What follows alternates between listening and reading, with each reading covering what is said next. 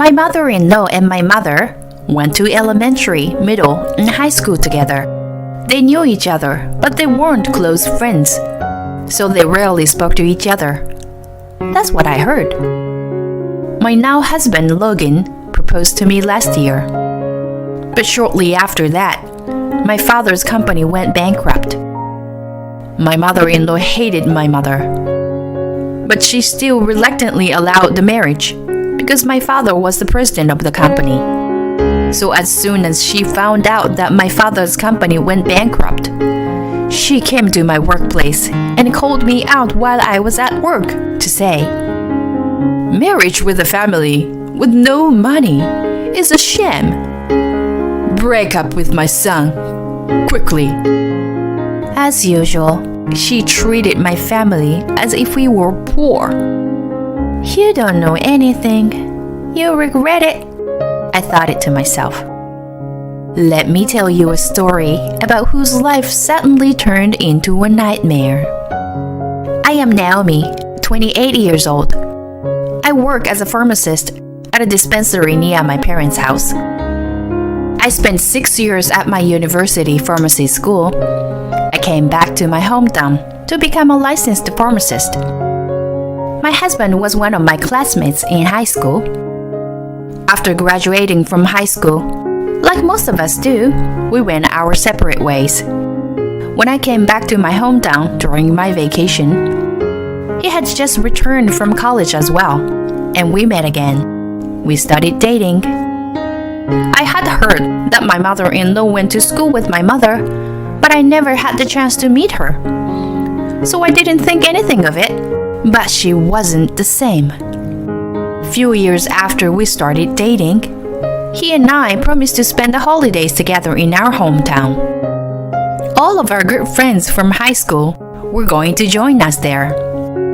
We decided to have a party for the first time in a long time. They were all curious and wanted to hear about me and Logan's relationship too. Logan offered to let us have a party at his parents' house. His parents' house was originally a landowner's house in this area, and it is what you might call a mansion. He used to say, "It's just a big house. It's too cold and I don't like it." But in reality, it was indeed a magnificent house.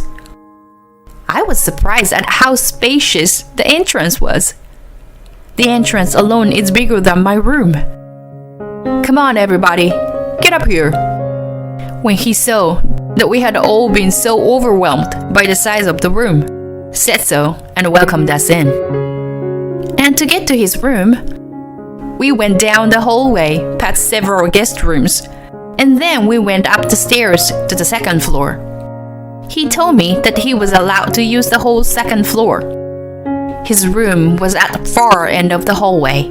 There was a sofa and a big TV. On the other side, there was a bed and a desk. It was much larger than what you would think of when you hear the word his room. There is no comparison. Logan even ordered catering for us, and we all had a nice chat and enjoyed the party. After a while, I asked to use the bathroom. He followed me because it was downstairs. "Your house is gorgeous and huge. I could get lost." "Yeah, it's huge, but cold and uncomfortable to live in." "Wow, they look expensive too." I peeked into what looked like a big vase on a shelf by the hallway. Then all of a sudden, Don't touch them. Poor people like you shouldn't." I was surprised to hear her loud voice, and it was my mother-in-law. "If a poor person touches it and breaks it, you can't pay for it, can you?" "Well, I didn't break anything." "Mom, she was just looking at it. What's wrong with you?" "There's nothing wrong with me. I'm saying this for the poor girl. She is tall, slender, and beautiful, but she had a wrinkle between her eyebrows and she looks very scary. What do you mean poor? Naomi is not poor. So, she's Watson's daughter after all. My mother-in-law said so, with a horrified look on her face. She looks poor.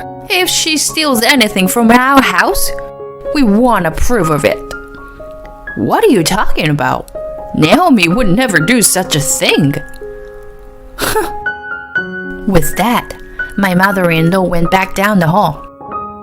It seemed that my mother-in-law did not like my mother.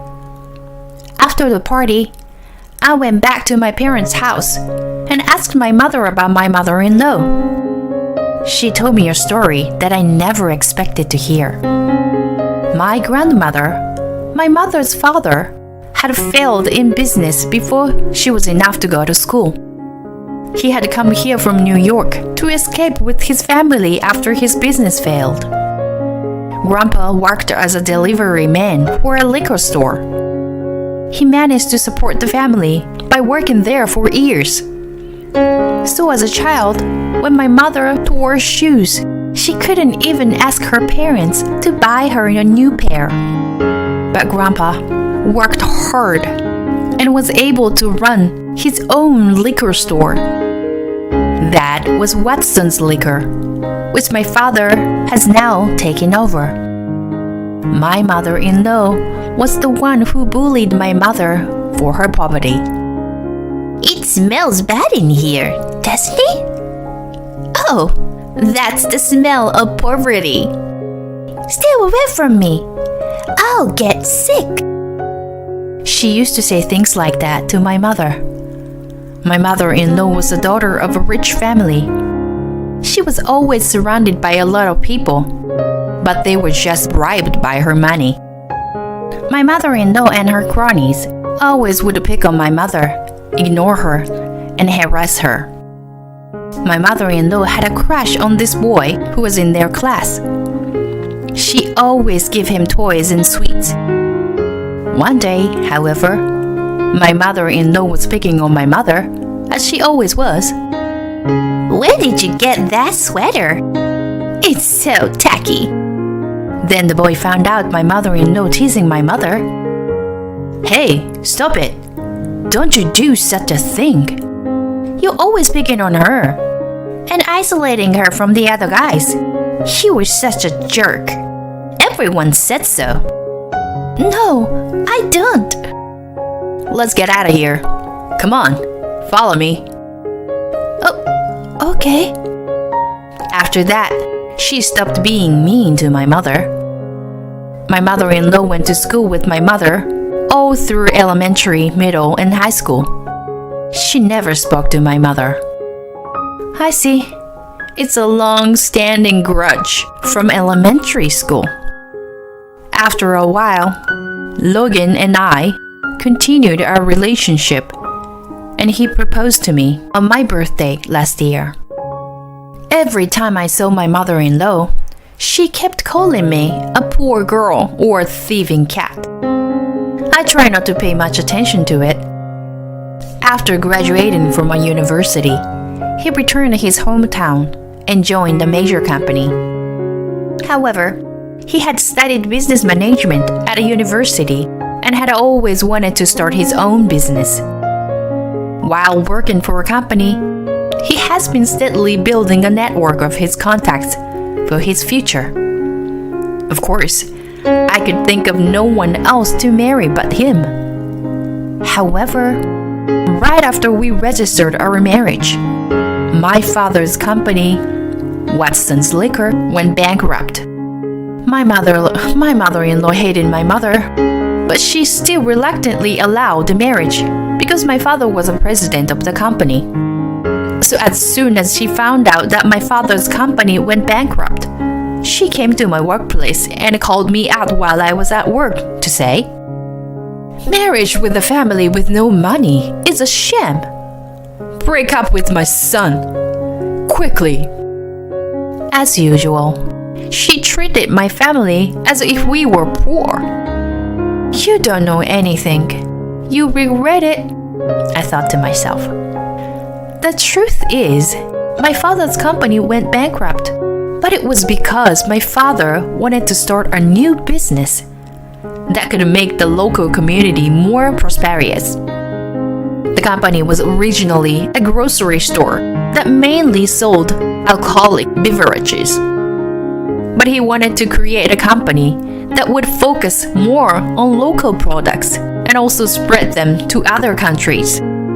So even though the company went bankrupt, it did not mean that things were not going well. It would have been difficult to have a proper meeting for the two families together, because my mother-in-law would have interfered at every turn. So we decided to skip the wedding ceremony and registered our marriage for the time being.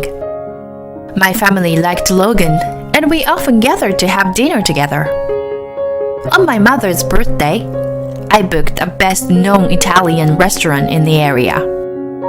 This was actually a plan that Logan and I came up with together. My mother and his mother would never see each other. The plan was to coincidentally meet the two.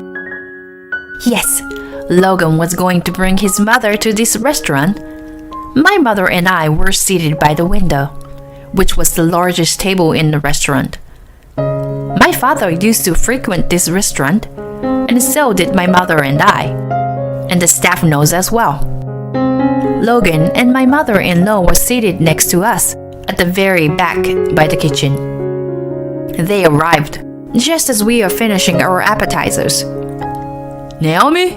Oh, hi, Mother. It's been a while. Oh, hi, Logan. Are you having dinner with your mother too? That's right. We heard this place is the best. My mother-in-law remained silent, but when they sat down, I've just remembered I have something to do. So just eat and get out of here. Please order the dishes that can be served the soonest. And as it was, I was having trouble making a connection to talk with her. Naomi, is this kind of a plan? Isn't it? What should I do? My mother asked me in a whisper. My mother-in-law hates us and still treats us like a poor people. So I thought it would be a good opportunity for us to talk and get to know each other. I told my mom the reason in a whisper. She said, "Okay, let me handle it," and walked over to Logan and my mother-in-law's table. We certainly hadn't been close since we were kids, but our children trust each other very much, and they made a great couple. I don't think it's right for us, as mothers, to get in their way by dwelling on things that happened a long time ago. Why don't we try to be friends again? Dwell on a past? What are you talking about? I'm selective about who I talk to or make friends with. My friends are all decent people, including the wife of the president of the great Johns Hopkins Hospital and the wife of a lawyer. I don't want poor people like you. It was a long time ago that I was poor. Now I can live a normal life. I'm saying I don't feel the need to deal with people who are normal. My mother did her best. It didn't change my mother-in-law's mind or her attitude. As for the wife of the director of Johns Hopkins Hospital, my mother-in-law bragged about, Dr. Hopkins had invested in my father's new company. My father and Dr. Hopkins were classmates at the top school around here. They were best friends and still go out for drinks together. My father's other best friend, Mr. Moore, is also a friend at the same school. He is the president of a big electronics franchise store. The three of them often go golfing together. Moreover, Logan's father works for Mr. Moore's company. My mother-in-law does not know this. One day, my mother-in-law and her friends had lunch at the hotel. My mother joined them for the first time. Dr. Hopkins' wife introduced my mother to everyone. This is Mrs. Watson, the wife of my husband's best friend. I hope you all get along well with her. My mother told me later that my mother-in-law was very surprised. My mother told my father that my mother-in-law didn't think well of our marriage and was disturbing.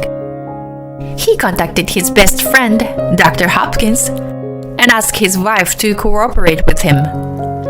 My mother-in-law, as expected, could not raise any objections right then and there. She was so proud of her friend, the wife of the president of the great Johns Hopkins Hospital.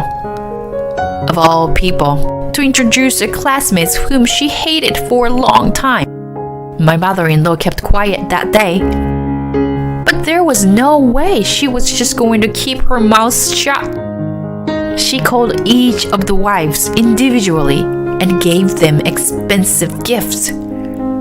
She told them about my mother's past and made them hate her and exclude her from their circle of friends. And she gave the same expensive gifts to Mrs. Hopkins and said, I don't think it's good to get involved with such a poor person.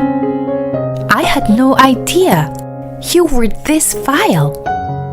I heard that you gave everyone gifts and spoke ill of Mrs. Watson, that you were asking them to exclude her from the group. No, I was just trying to make sure you weren't fooled. I was just trying to let you know the truth. We can no longer treat you as our friend. I will not be calling on you again. I'm sorry, but I have to say goodbye. My mother-in-law lost a friend she was proud of. One day, Mr. Moore invited Logan's father to play golf with him. He also invited his best friends, my father and Dr. Hopkins. And the four of them went golfing together, and they all have a great time like high school students. Wow, this was really fun. I'd love it if you would invite me again. Of course we will. Right, Doug? Sure, and I have a great time as well. I'm thinking of going overseas to play golf next time. Wanna come? Yes, I'd love to join you. Logan's father went home that day in a very good mood. He is usually a quiet person, but that day he couldn't help but tell his wife how happy he was. They were such nice, cool people, and it was so much fun. Huh? So what? I don't have time to listen to your happy stories. All she could think about was how she was going to lose her friend and the huge debt she had spent on gifts. You were always in a bad mood, and you are a disgusting woman. You make me feel bad when I'm with you. I've reached the end of my rope, and I'm getting a divorce. Divorce? What nonsense! You were divorcing me? Don't be silly. You were alone. You have no one. What would you do without me? I've got friends. Stop disrespecting me. I've had enough. You serious? No way. And my mother-in-law got divorced and kicked out of the house. Her rich friends, of whom she was so proud, cut her off. All that was left were the debts she spent on gifts. She had secretly borrowed the money on her own. Logan and I continued to enjoy our newlywed life as husband and wife. We bought a house together. He told me that he wanted a house that was moderately spacious and warm. Now my parents and Logan's father are visiting us in our new house. This house will surely be a place where the family will make many memories together.